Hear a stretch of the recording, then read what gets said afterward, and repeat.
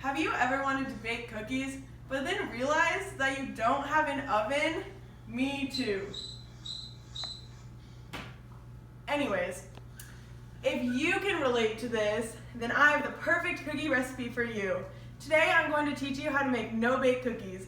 No-bake cookies only require a few ingredients and are super easy to make.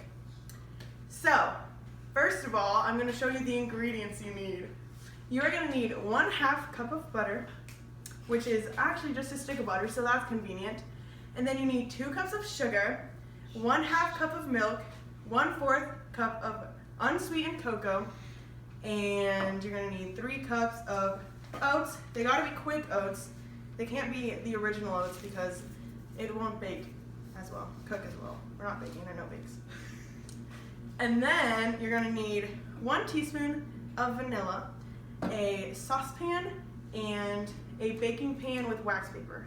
Also some peanut butter if we want to spice things up a bit, which we are going to do today. So first of all, you're going to put the 1/2 cup of butter, you're going to cut it into pieces, the stick of butter, and you're going to put it into the saucepan.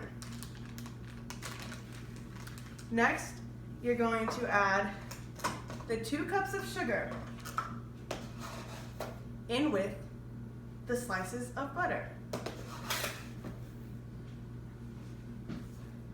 Then you are going to add 1/2 cup of milk. Doesn't really matter which kind of milk. I go with skim usually. Doesn't really have a big impact on the taste though.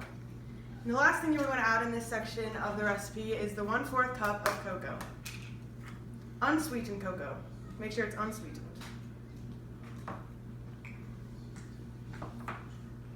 After you've poured all of those 4 ingredients in, you are going to move it to the stove and put it on medium heat. And then you continually stir it until the mixture is well combined.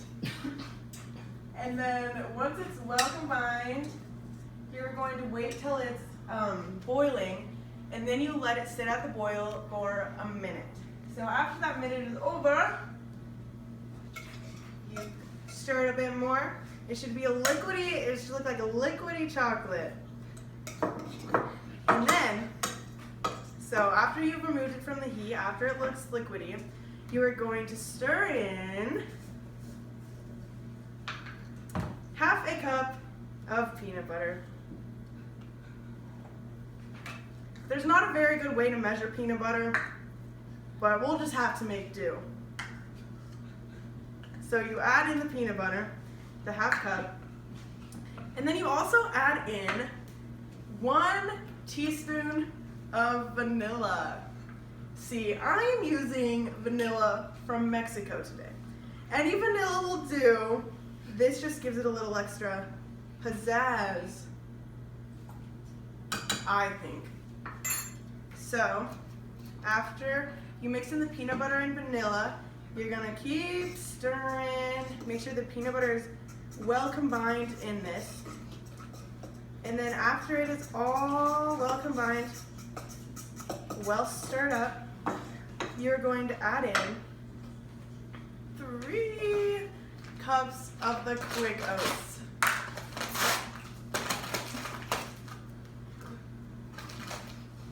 Again, make sure they are quick oats and not just the original oats.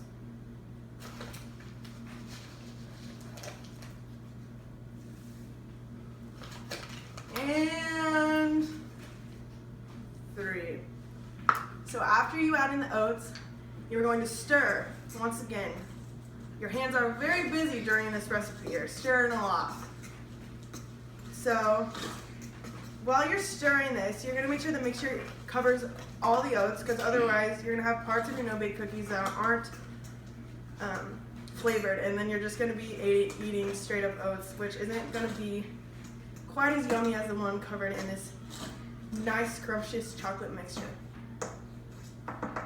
So after they're all fully mixed, you're going to grab your wax paper and then